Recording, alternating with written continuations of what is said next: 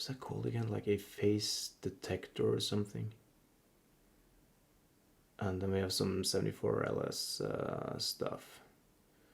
The one in the middle there is a, what is that?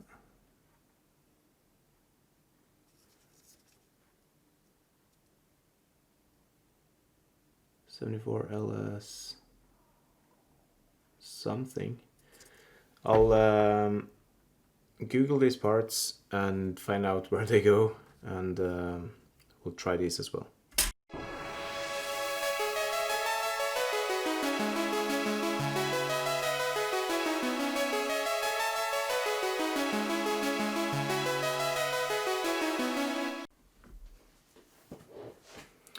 I think we should move on to these other logic chips then and try them out. I guess we can start with the flip-flop that we know is bad.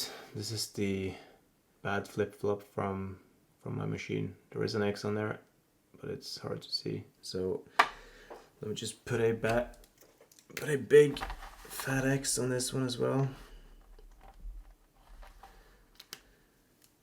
And I'll put that to the side with the other one, and we'll find a nice box for them later. I have an SN74 S74N. Isn't that the one? SN74 S74N. Yeah. Okay, so this is one more of the flip-flop. So I guess I bought two of them. Yeah, quantity 2. These ones might actually not be from Retrolium. Maybe he just didn't have them in stock when I looked on this site. Where did it go? U29, yeah, this one. It definitely has a lot of them now. I'm not sure. But it seems like I actually bought these of somewhere else. But these are Texas Instrument branded. I do recommend this site anyway though. I've ordered multiple things from here, and it's always, it ships fast and never had an issue. Anyway, let's try this other flip-flop chip just to test that it's working. Machine is off. I'll remove the flip-flop.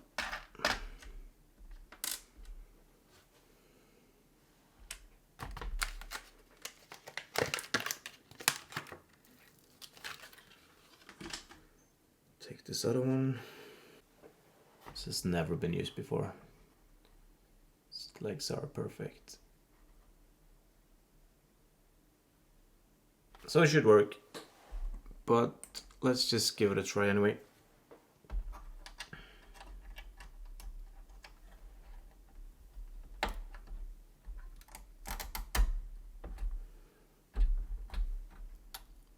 Let's go. No issues there. So we know both of them are working then.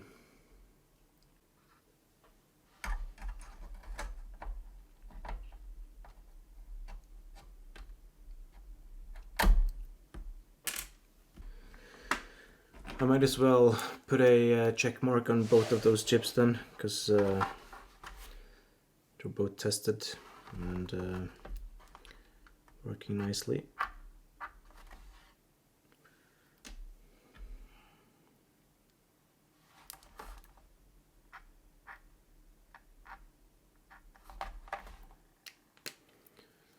Then I'll put the first one back inside the machine. Let's give it one more try. Yeah, good. And then we have these chips here. I'm not sure if you can read this. So I'm gonna have to check what these are, but at least this one is a, I think this is like a phase. This is this one chip down there in U32, It's supposed to be a what's that called again? Like a phase detector or something. And then we have some 74 LS stuff. The one in the middle there is a, what is that?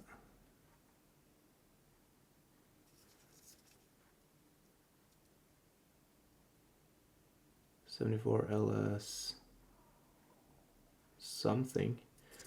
I'll Google these parts and find out where they go, and we'll try these as well. Okay, so first up is this MC4044P phase frequency detector.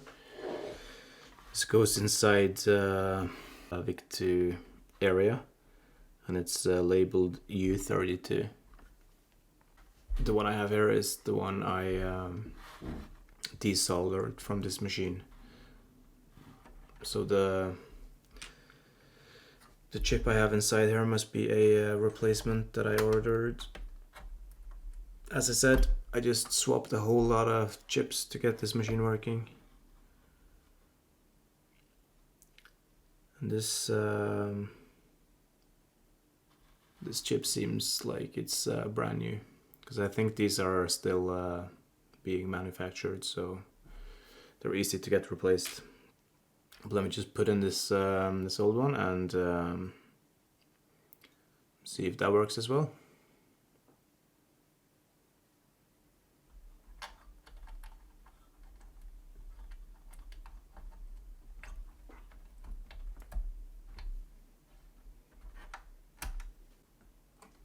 And it does.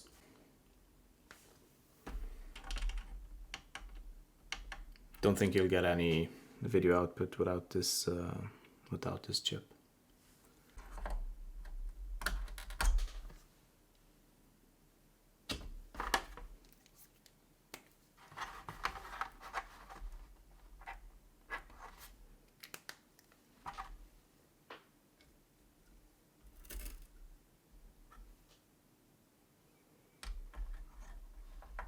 I'll just put the new replacement chip inside the machine. I don't see any reason to not just use the chips that haven't been desoldered, and yeah, the legs on this one is way better.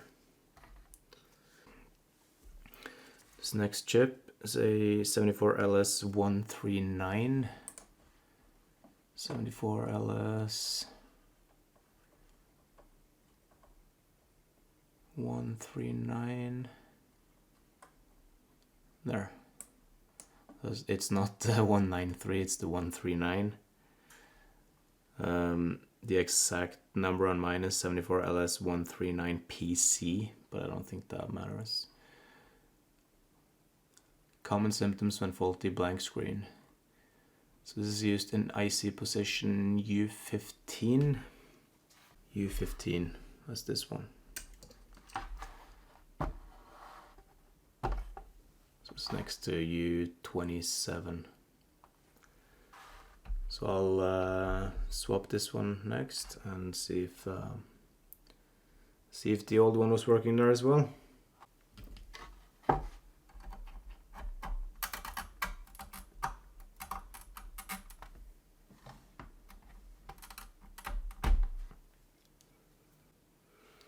So this is also a new chip that hasn't been soldered before.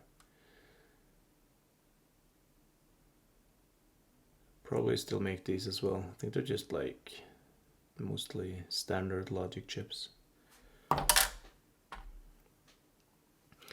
The exact number on this one is SN74LS139AN as compared to the PC ending on the other one.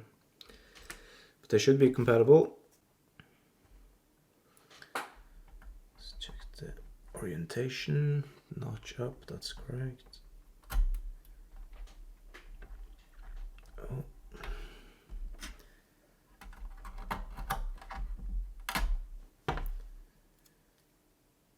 Let's try that again.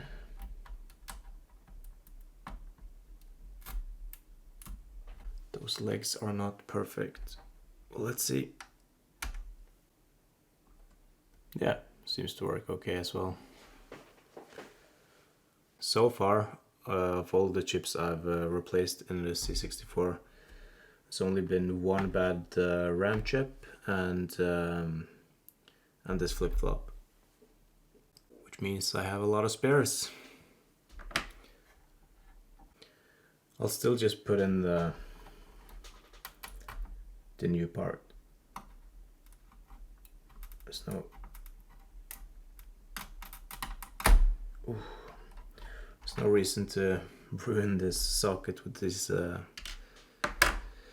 bad legs. That goes in there so much easier. Let's give it a go again. Yeah, good. I'll put a check mark on that chip as well.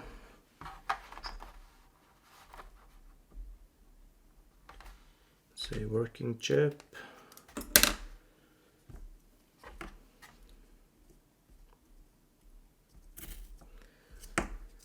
So let's go for this 74 LS08 PC. So that should be this one, I guess. Yeah, so that's for the U27. So that's next to the one we just tried, U15. Common symptoms when faulty: normal startup order but screen full or an array of garbage characters. This could also have been a fault that would result in the issues that I was seeing. Let's try this one then. This one has some bad pins as well.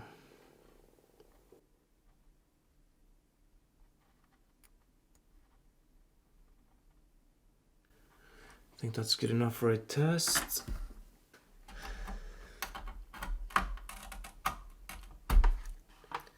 U27. This one says SN74 LS08N. And the original one says 74 LS08 PC. I've had to use a... so as you can see, I didn't have the exact correct socket for this one. So I had to just remove 2 of the pins and use a bigger socket. So let's put this inside and give it a go. Seems to be working fine. I have so many spare parts now. I guess I didn't have to buy all these new ICs. I was kind of fed up with trying to figure out what was wrong with this C64 for a while, so I just got all the replacements I could and just kept going until it was working. This is we had what's the one called? 139. So this is the 74 LS193. So that's this chip right there in the middle one. U30. Let me just remove it and we'll have a look.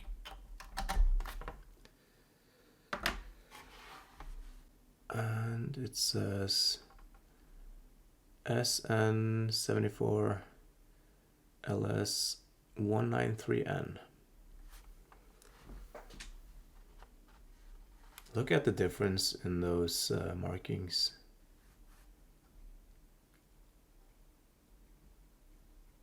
Sometimes it's so hard to see the markings on these ICs. But yeah, so they're definitely the same chip, and we'll try this old one that I desoldered. As you can see, the legs, they don't look too good after desoldering.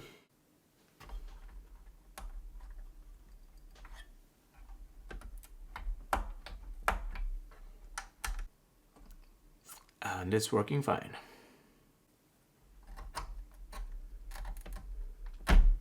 Same deal with the New replacement. Just mark the old one and keep it for later. Okay, that's the second last chip. All we have left now is this SN74. Can you see that? SN74 LS629. So this is used in position U31. So that's still inside the VIC2 part. Common issues when faulty: black screen, rolling rainbow color patterns in both screen and border. Well, that's actually nothing that doesn't sound like the issues I had, so I'm guessing this chip is probably just working then. And actually the chip I have as a spare part here is actually, this looks brand new. It's not desoldered, so maybe this was actually socketed in my machine, or the one inside here is a desolder one. Yeah, and it is actually.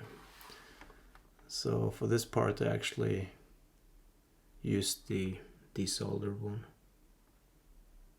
Let's still test the replacement, just in case. Why not? Looks good. So as all the chips tested, I'll actually just keep the newer one inside the machine, and I'll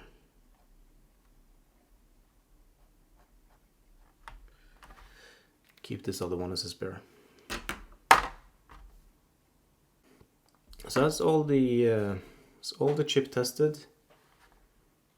All 5 of these logic chips, and the chip right here, the one that was the actual faulty chip on my C64 U29, in addition to the one faulty RAM chip.